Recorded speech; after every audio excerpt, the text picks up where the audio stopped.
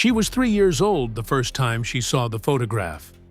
It was an ordinary Tuesday evening in their suburban home outside of Denver, Colorado. Her mother, Sarah, was scrolling through a travel magazine on her tablet, dreaming about vacation destinations she would probably never visit. And then her daughter walked into the room. The little girl's name was Amy.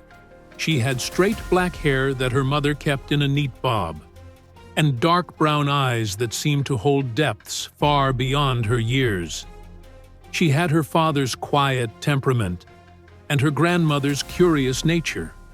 She was an ordinary child in every way that mattered, except for what she said next. Amy climbed onto the couch next to her mother. She looked at the screen. The image showed the Great Sphinx of Giza, its weathered limestone face staring eternally toward the eastern horizon.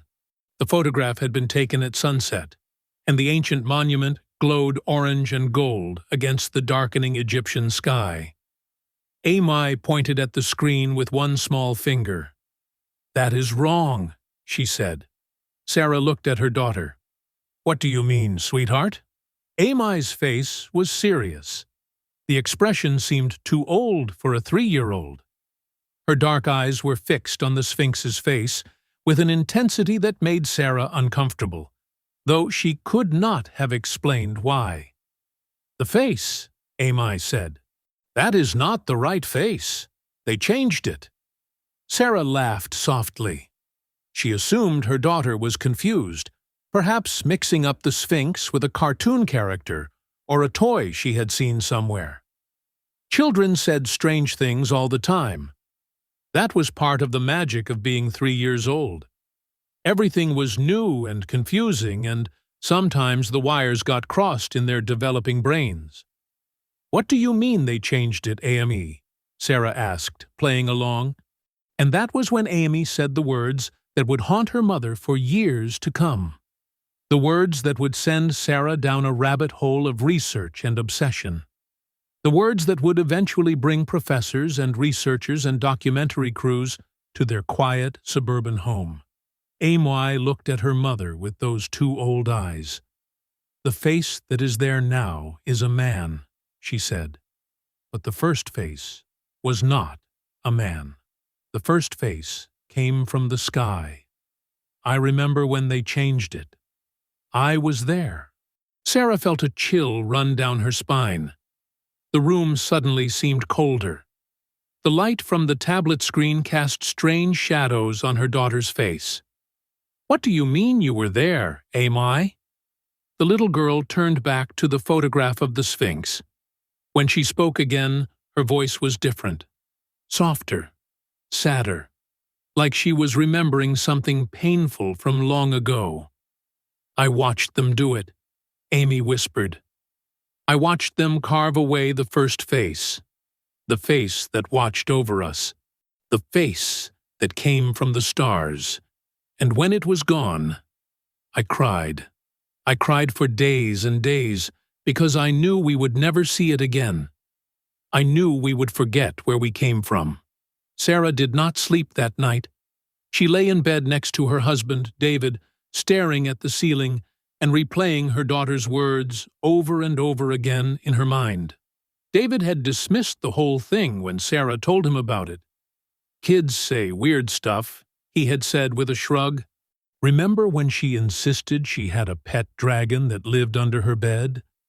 She will forget about this Sphinx thing by tomorrow." But Sarah could not shake the feeling that this was different. There had been something in Amy's voice, something in her eyes, a certainty that did not belong to a 3-year-old, a sadness that seemed to span centuries. The next morning, Sarah decided to test her daughter. She found several photographs of the Sphinx online and printed them out. Then she found photographs of other ancient monuments: the pyramids of Giza, the Temple of Karnak, the Colosseum in Rome, Stonehenge, the Parthenon. She spread all the photographs out on the kitchen table. Amy came downstairs for breakfast, still rubbing sleep from her eyes. She was wearing her favorite pajamas, the ones with the little stars on them. She looked like any other 3-year-old in America. Innocent. Ordinary. Normal. "Amy," Sarah said carefully, "can you come look at these pictures with Mommy?" Amy climbed onto a kitchen chair and surveyed the photographs spread across the table. Her eyes moved quickly across the images, showing no particular interest in any of them. Pyramids, temples, ancient ruins from around the world. And then her gaze landed on the Sphinx. Amy's entire demeanor changed. Her body went rigid, her eyes widened, her small hands gripped the edge of the table so hard that her knuckles turned white. "There it is," she whispered. "There it is again." Sarah's heart was pounding. "What do you see, Amy?" The little girl reached out and touched the photograph of the Sphinx with one trembling finger. "This is where I lived," she said, "not inside it, but near it. I could see it from where I slept. I saw it every morning when I woke up and every night before I went to sleep.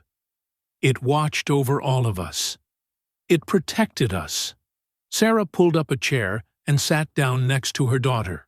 She spoke in a calm, gentle voice, even though her mind was racing. "Tell me more," she said. "Tell me about the face." Amy closed her eyes.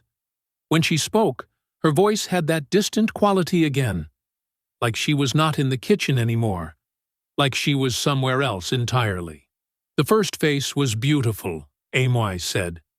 "It was not a man's face. It was not a woman's face, either. It was something else. Something older. The eyes were very large, larger than human eyes, and they glowed, not with fire, with something else, a light that came from inside." Sarah felt her throat tighten. "What kind of light, Amy?" "The light of the stars," Amy said simply, "because that is where the face came from. The first ones, the teachers. They came from the sky in the beginning times. They taught us how to build, how to measure, how to understand the movements of the heavens, and they left us the great monument to remember them by. The monument with the face that was like theirs." Sarah's hands were shaking. She did not know what to say. She did not know what to think. Her 3-year-old daughter was describing something that sounded like ancient astronaut theory. Amy had never watched television programs about aliens. She had never been exposed to any of this material. She was 3 years old. She watched cartoons about friendly animals and educational programs about colors and numbers. Where did this come from? "What happened to the face, Amy?" Sarah asked. "You said they changed it." Amy opened her eyes. Tears were streaming down her cheeks. "The king changed it," she said. "He was afraid. The old ways were dying. People were forgetting the first ones. They were worshipping new gods, and the king decided that the monument should have a new face. A human face. His face." Amy looked at her mother with an expression of profound sorrow. "I watched them do it," she said. "I was very old by then. My body was weak. But I made them carry me out to the monument so I could watch. I wanted to see it one last time before it was gone forever. The face that had watched over my family for generations and generations." She wiped her tears with the back of her hand. "They worked for many months," Amy continued, "carving away the old face, making it smaller, making it human. And when they were done, I wept, because I knew that someday no one would remember. No one would know that the face had ever been different.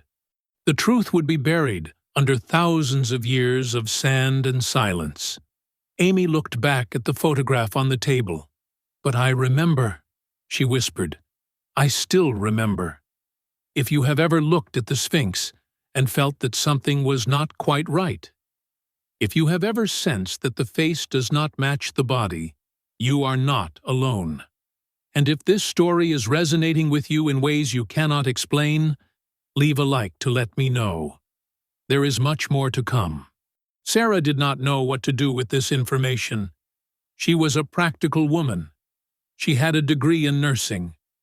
She worked at a local hospital 3 days a week. She did not believe in past lives or reincarnation or ancient aliens.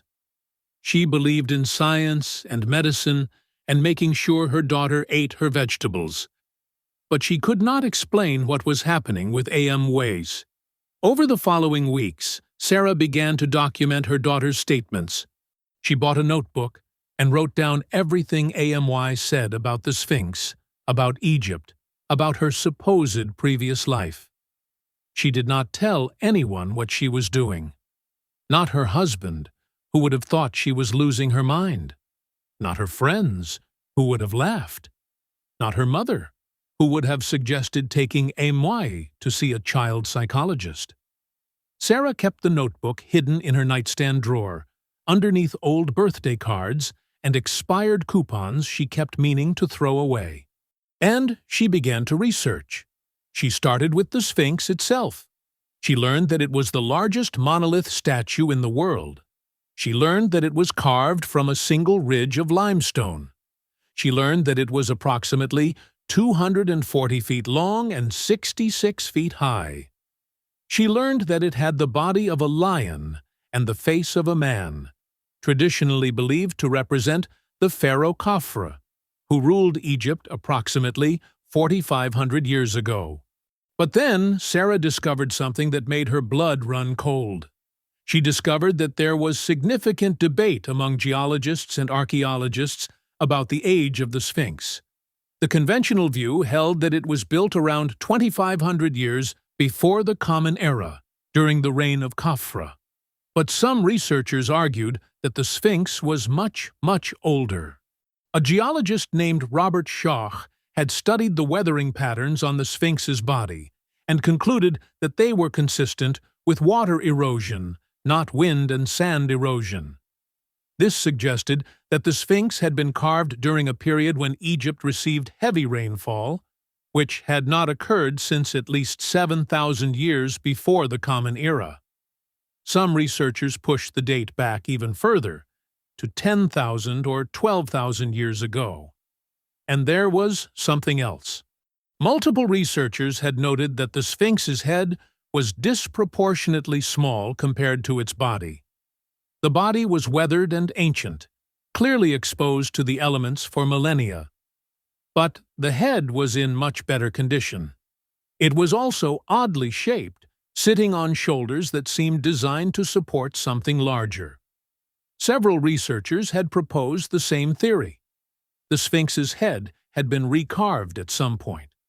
The original head had been bigger, different, and it had been reshaped into the human face that exists today. Sarah stared at her computer screen, her heart pounding. Her 3-year-old daughter had described exactly this. She had said they changed the face. She had said the original was something else, something larger, something not human. How could Amy have known this?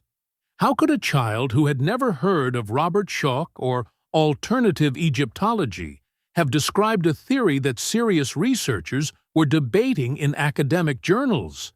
Sarah needed more information.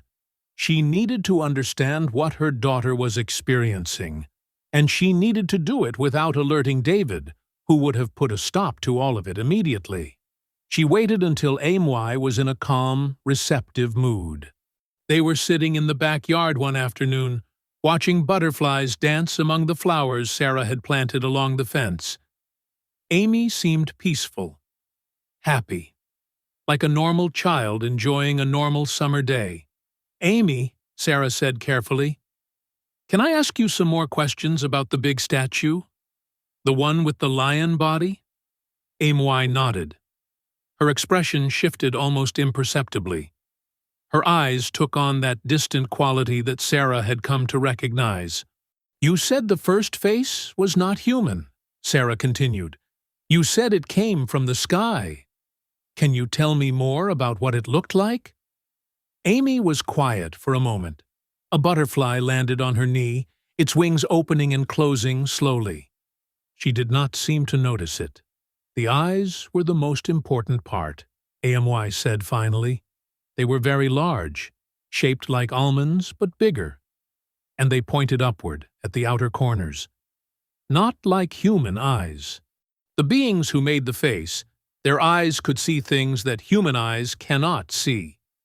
Colors that humans do not have names for. Lights that humans cannot perceive." Sarah was writing frantically in her notebook. "What else?" she prompted. "What about the rest of the face?" "The skin was smooth," AMY said. "No hair, no eyebrows. The head was larger in the back than human heads. To hold more knowledge," the teachers said. "They said that humans were young, that our brains were still growing, that someday we would understand more. But we needed time." Sarah's pen froze on the page. "Teachers? What teachers?" "The first ones," AMY said. "The ones who came from the stars. They were our teachers. They helped us understand the world. They showed us how to measure the land, how to predict the flooding of the river, how to build structures that would last forever. And they built the great monument as a gift, a reminder of where we came from and where we could go." Sarah felt dizzy. She knew she should stop this conversation. She knew she should take her daughter to see a doctor, a psychiatrist, someone who could explain what was happening in rational, scientific terms. But she could not stop. She had to know more. "My," she said. "You said you watched them change the face. You said you were very old. Can you tell me about that day?" My closed her eyes. "I did not want to go," she said. "I was tired. My body hurt. I had lived for many years, and I was ready to return to the field of reeds. But my granddaughter begged me. She said I was the last one who remembered, the last one who had seen the original face with my own eyes. She said I needed to witness the change so that I could tell the story to her children." Amy's voice dropped to a whisper. "So they carried me," she said. 4 young men carried me on a litter across the sand to the base of the great monument. It took many hours. The sun was very hot. I remember thinking that I might die before we arrived. But I did not die. The monument wanted me to see." Sarah realized she was holding her breath. "What did you see, Amy?" The little girl's face crumpled with grief. Even now, thousands of years later, the memory was painful. "I saw them on the scaffolding," AMY said. "Hundreds of workers, carving, chipping, removing the face that had watched over us since the beginning of memory, the face of the teacher, the face from the stars." She wrapped her small arms around herself as if she was cold, even though the afternoon sun was warm. "They started with the top of the head," she said. "They removed the elongated skull first, made it smaller, rounder, more human. I could not watch, but I could not look away. Every strike of the chisel felt like a strike against my heart." Amy rocked back and forth slightly. "Then they changed the eyes," she said. "Made them smaller. Changed the angle. Removed the knowing look. The eyes that could see beyond. They became ordinary eyes. Human eyes. Eyes that could only see what was right in front of them." Sarah put her arm around her daughter. She did not know what else to do. "And the face?" she asked gently. "What happened to the original face? The stone they removed?" Amy looked up at her mother with red-rimmed eyes. "They buried it," she said, "in a chamber beneath the monument itself. The workers did not know. Only the priests knew. Only the keepers of the old ways. They could not save the face on the monument, but they could preserve the original stones. They carved a chamber into the bedrock, and they filled it with the pieces of the first face. Amy grabbed her mother's hand. "It is still there," she whispered urgently, "under the left paw. There is a passage, a hidden way down. The face is still there. The eyes that came from the stars. The knowledge of the teachers. It is all still there, waiting to be found." Sarah's hands were trembling. "How do you know it is still there, Amy?" "Because I helped them hide it," Amy said. "I was too weak to carry stones, but I blessed each piece as they lowered it into the chamber. I said the old words, the words the teachers had taught us. I asked the stars to protect the face, until humanity was ready to find it again." Amy released her mother's hand. "We were not supposed to forget," she said sadly. "We were supposed to remember and pass the knowledge down through generations. But something went wrong. The old ways faded. The stories became legends, and the legends became myths, and the myths were forgotten entirely. And now no one remembers the teachers. No one remembers the face. No one remembers why the monument was built." She looked at Sarah with those impossibly old eyes. "Except me," she said. "I remember. I have always remembered. And now I am back. And I do not know why. I do not know why I remember when everyone else has forgotten." That night, Sarah could not sleep again. She lay awake staring at the ceiling while David snored peacefully beside her. Her mind was racing with everything Amy had said. A chamber beneath the Sphinx's paw. A buried face. Teachers from the stars. It sounded insane.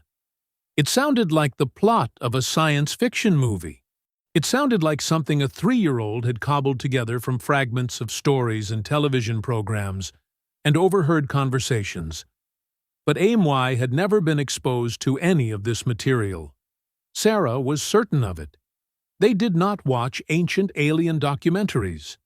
They did not have books about alternative archaeology in the house. They did not even have cable television. And yet Amy was describing things with such specificity, such certainty, such emotion. Sarah made a decision. She would find an expert, someone who could listen to Amy's story and tell Sarah whether any of it matched known historical records or archaeological findings. Someone who could either confirm that Amy was somehow accessing impossible knowledge or explain how a 3-year-old had managed to fabricate such an elaborate narrative. The next morning, while David was at work and Amy was playing in her room, Sarah began searching online for researchers who specialized in past life memories in children. She discovered that this was actually a legitimate field of study. A psychiatrist at the University of Virginia named Dr. Ian Stevenson had spent decades documenting cases of children who claimed to remember previous lives. His work had been continued by another researcher named Dr. Jim Tucker. These were not fringe scientists. They were respected academics at a major university. They had published papers in peer-reviewed journals. They had investigated thousands of cases around the world, and some of their findings were remarkable. Sarah read about children who had described previous lives with verifiable details. Names of people, addresses of places, events that had occurred decades before the children were born. In many cases, the researchers had been able to confirm these details through historical records, interviews with surviving family members, and other documentation. Sarah's heart began to pound. Maybe she was not crazy. Maybe Amy was not crazy. Maybe something real was happening. She found an email address for a research associate who specialized in cases involving ancient historical claims. Her name was Dr. Catherine Palmer. Sarah composed a message explaining who she was and what AMY had been saying. She asked if anyone would be willing to listen. She hit send before she could change her mind. 3 days later, she received a response. Dr. Palmer had read Sarah's message with great interest. Cases involving ancient Egypt were particularly compelling, she wrote, because there was such a wealth of historical and archaeological data to compare against. She asked if Sarah would be willing to participate in a preliminary interview via video call. Sarah agreed immediately. The first interview took place on a Thursday afternoon. Amy was at preschool. David was at work. Sarah sat alone in her home office, staring at Dr. Palmer's face on her computer screen. Dr. Palmer was in her early 60s, with silver hair pulled back in a simple ponytail and intelligent gray eyes behind rectangular glasses. She had a calm, measured demeanor that immediately put Sarah at ease. "Thank you for reaching out to us," Dr. Palmer said. "Can you tell me more about what your daughter has been saying?" Sarah told her everything. The photograph on the tablet, the original face that was not human, the teachers from the stars, the chamber beneath the Sphinx's paw. All of it. Dr. Palmer listened without interrupting, taking notes on a yellow legal pad. When Sarah finished, the researcher was silent for a moment. "This is fascinating," Dr. Palmer said finally. "Some of what your daughter has described aligns with theories that have been proposed by alternative researchers, but she seems to be adding details that I have not encountered before. The buried face beneath the paw, for instance. That is a very specific claim." Sarah nodded. "I know it sounds crazy." "It sounds extraordinary," Dr. Palmer corrected gently. "But extraordinary is not the same as impossible. I would very much like to meet your daughter. Would you be willing to bring her in for a formal interview?" Sarah hesitated. "My husband does not know about any of this," she admitted. "He thinks AMY's statements are just normal childhood imagination. He would not approve of me bringing her to see researchers." Dr. Palmer nodded understandingly. "That is a common situation in our work. Many families have one parent who is more open to exploring these experiences and one who is more skeptical. We can be very discreet, and we never pressure children or lead them with questions. We simply listen and record what they choose to share." Sarah made her decision.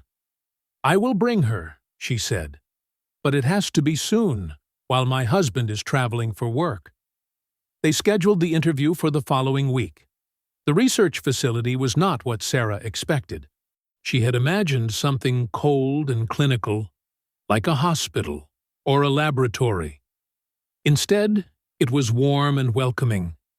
There were comfortable couches and soft lighting. Children's drawings hung on the walls. Toys were scattered across a colorful rug in the corner. Dr. Palmer greeted them at the door with a warm smile. She knelt down to Amy's level. "Hello, Amy," she said. "My name is Catherine. I have a room full of toys, and I was hoping you might play with me for a little while. Would that be okay?" Amy studied the researcher's face for a long moment. Then she nodded. "You want to ask me about the face?" Amy said, matter-of-factly. The face they changed. Dr. Palmer's eyebrows rose slightly, but her smile did not waver. "I would like to hear about whatever you want to tell me," she said. "But only if you want to share." Amy took the researcher's hand. "I will show you," she said. "Can I draw pictures?" Dr. Palmer led them to a room with a small table and chairs. Art supplies were spread across the table: paper, crayons, colored pencils, markers. A video camera on a tripod was positioned in the corner. "Is it okay if I record our conversation?" Dr. Palmer asked AMY. "It helps me remember what you say." AMY nodded absently. She was already reaching for the paper and crayons. She selected her colors with care: gold, brown, blue, black. Then she began to draw. Sarah watched in amazement as her 3-year-old daughter created an image of startling complexity. Amy drew the Sphinx, but not as it appeared in photographs today. She drew it with a different head, larger, elongated, with huge almond-shaped eyes that pointed upward at the corners. "This is the first face," AMY said as she drew. "The face that was there before. The face of the teacher." Dr. Palmer leaned forward. "Can you tell me about the teacher, Amy?" Amy continued drawing. She added stars above the Sphinx, 3 stars close together in a diagonal line. "The teachers came from there," she said, pointing at the stars. "They came a very long time ago, before the river valley was green, when the land was different." Dr. Palmer made a note. "Do you know what the 3 stars are called?" Amy shook her head. "We did not call them by the names you use now. We called them the birthplace, because that is where the teachers were born." She added more details to her drawing. Tiny figures standing at the base of the Sphinx, a sun setting in the west. "The face watched over us," AMY said. "It protected us. The eyes could see everything. They could see into hearts. They could see across time. They could see who was good and who was not." Dr. Palmer glanced at Sarah, then back at AMY. "What happened to the face, Amy Y?" The little girl's expression darkened. She set down her blue crayon. "The king changed it," she said. Her voice was bitter. "He did not believe in the old ways. He did not respect the teachers.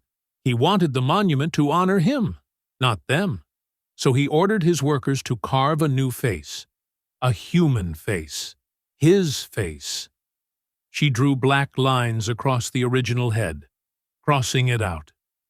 "They destroyed it," she whispered. "Thousands of years of watching, thousands of years of protecting. Gone. Because one man was vain and afraid." Dr. Palmer spoke gently. "You said before that the original face was buried. Can you tell me more about that?" Amy set down her crayon. She looked directly at Dr. Palmer with those unnervingly ancient eyes. "I helped bury it," she said. "I was the last keeper of the old ways, the last one who remembered the teachers. When I learned what the king was going to do, I begged him to preserve the stones. I told him that someday humanity would want to remember. He did not care about the face, but he was afraid of the priests. He was afraid of curses. So he let us keep the pieces." She traced a finger along her drawing. "There is a passage," she said, "under the left paw. It looks like solid stone from outside. But there is a mechanism, a way to open it. If you press in the right place, the stone moves." Dr. Palmer was writing rapidly. "What is inside the passage?" Amy closed her eyes. "Steps," she said, "going down into the rock. Many steps. And then a chamber. Not very big. The pieces of the face are there. The eyes, the forehead, the crown. We wrapped them in linen and placed them on stone platforms. We said the words of protection. We sealed the entrance." She opened her eyes. "And then we forgot," she said sadly. "I died soon after. My granddaughter tried to pass on the knowledge, but she died in the plague. Her children did not know. Their children did not know. The secret was lost." Dr. Palmer set down her pen. "Amy," she said carefully, "how do you know all of this?" Amy tilted her head as if the question confused her. "Because I was there," she said simply. "I lived it. I remember it. The same way you remember what you ate for breakfast this morning. It is just a memory. A very old memory." Sarah felt tears streaming down her cheeks. She did not know when she had started crying. Dr. Palmer thanked Amy for sharing and suggested she play with the toys in the corner for a while. Then the researcher turned to Sarah. In 25 years of research, Dr. Palmer said quietly, I have never encountered a case quite like this. Sarah wiped her eyes. What do you mean? Most children who claim past life memories describe lives from the 19th or 20th century. Recent lives with verifiable details. They remember names and addresses that can be checked against records. They remember events that living people can confirm. Dr. Palmer gestured at AMY's drawing. But Amy is describing something from thousands of years ago, she continued. A culture we can only partially reconstruct through archaeology. And yet, she is providing specific, testable claims. A chamber beneath the Sphinx, a mechanism to open it, carved pieces of stone inside. Sarah's heart was pounding. Do you think she could be right? Dr. Palmer hesitated. I think, she said slowly, that AMY believes absolutely in what she is describing. Her emotional responses are consistent with genuine memory, not fantasy. The level of detail is extraordinary for a child her age, and some of what she describes aligns with theories that she could not have encountered through normal means. The researcher paused. But the only way to truly verify her claims would be to examine the Sphinx itself, she said. And that is extraordinarily difficult.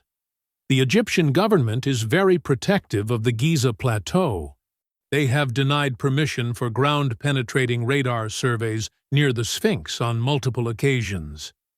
Sarah felt her hope deflating. So there is no way to know if she is right. Dr. Palmer smiled mysteriously. I did not say that, she replied. There have been some surveys conducted over the years, and the results have been interesting. She pulled out a folder from her bag and opened it on the table. In 1993, she said, a team of researchers was granted limited permission to conduct seismic surveys around the Sphinx. They were looking for hidden chambers or passages that might exist beneath the monument. Sarah leaned forward. What did they find? Dr. Palmer pointed at a grainy black-and-white image. The image showed what appeared to be a hollow space deep beneath the Sphinx. They found anomalies, Dr. Palmer said. Cavities in the bedrock, potential chambers. And the largest anomaly was located exactly where you might expect. She looked up at Sarah. Beneath the left paw, she said. Sarah's hand flew to her mouth. But before the researchers could investigate further, Dr. Palmer continued. The Egyptian authorities revoked their permission. The project was shut down. The results were quietly buried in academic journals that no one reads. She closed the folder. Your daughter described a chamber beneath the left paw, she said.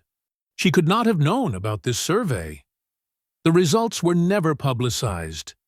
They are buried in obscure scientific publications from 30 years ago. Sarah's hands were trembling. What does this mean? Dr. Palmer shook her head slowly. I do not know, she admitted. But I intend to find out. Over the following months, Dr. Palmer became a regular presence in Sarah and Amy's lives. She visited their home. She recorded hours of interviews with Amy. She documented every drawing, every statement, every detail that the little girl shared about her memories of ancient Egypt. And she brought in other experts to consult. A geologist confirmed that AMY's description of the Sphinx being carved from a single ridge of limestone was accurate. An Egyptologist noted that AMY's references to the river flooding were historically correct, though this information could have been obtained from many sources. An astronomer examined AMY's drawing of the three stars. He identified them as Alnitak, Alnilam, and Mintaka, the three stars that form Orion's belt. Many ancient cultures, including the Egyptians, had associated these stars with their gods and their origins. A linguist analyzed some of the words AMY used when describing her memories. Several of them bore phonetic similarity to ancient Egyptian terms, though this was not definitive proof of anything. And then there was the matter of the face. Dr. Palmer had assembled a team of artists and computer modelers to work with AMY's descriptions. Over several sessions, AMY guided them in creating a three-dimensional reconstruction of what she claimed the original Sphinx face had looked like. The result was haunting. The face was humanoid, but clearly not human. The cranium was elongated, stretching back twice as far as a normal human skull.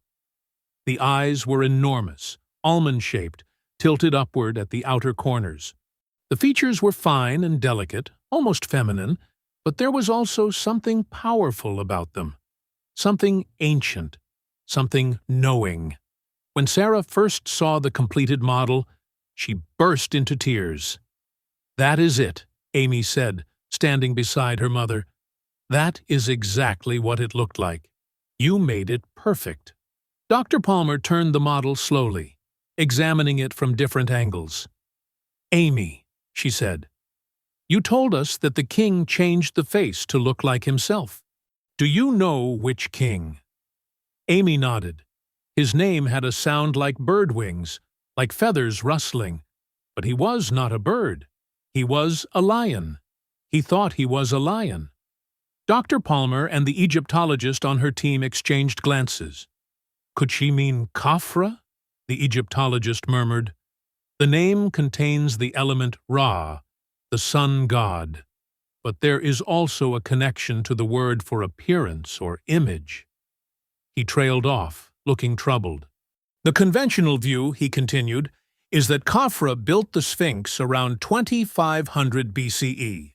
But AMY seems to be suggesting that Khafra merely recarved an existing monument, that the Sphinx is much older than we believe. This aligns with the geological evidence for water weathering," Dr. Palmer said, "and with the disproportionate size of the head compared to the body. If the original head was larger, if it was recarved to a smaller size." She looked at the three-dimensional model of the non-human face.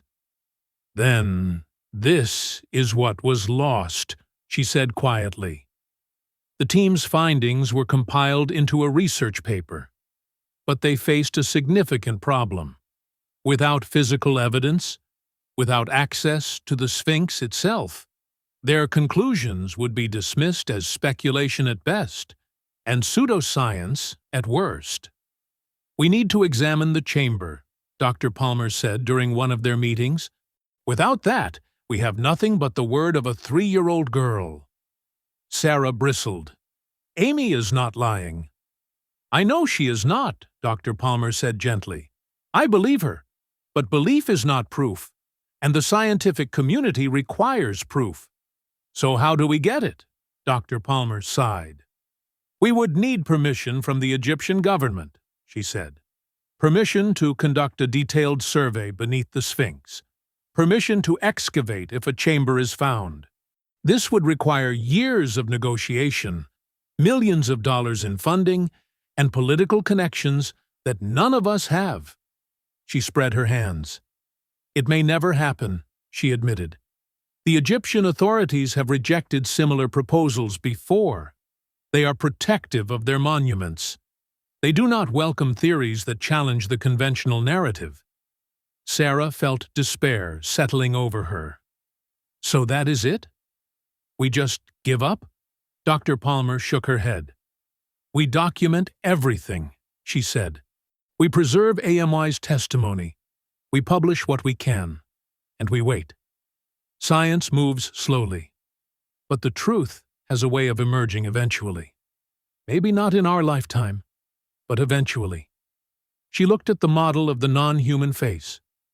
"Whoever you were," she said softly, "whatever you were, someday someone will find you, and then the world will know." Years passed. Amy grew older. Her memories of ancient Egypt began to fade, as past life memories often do in children. By the time she was 7, she could barely remember the details that had once been so vivid. By the time she was 10, she had forgotten almost everything. But Sarah never forgot.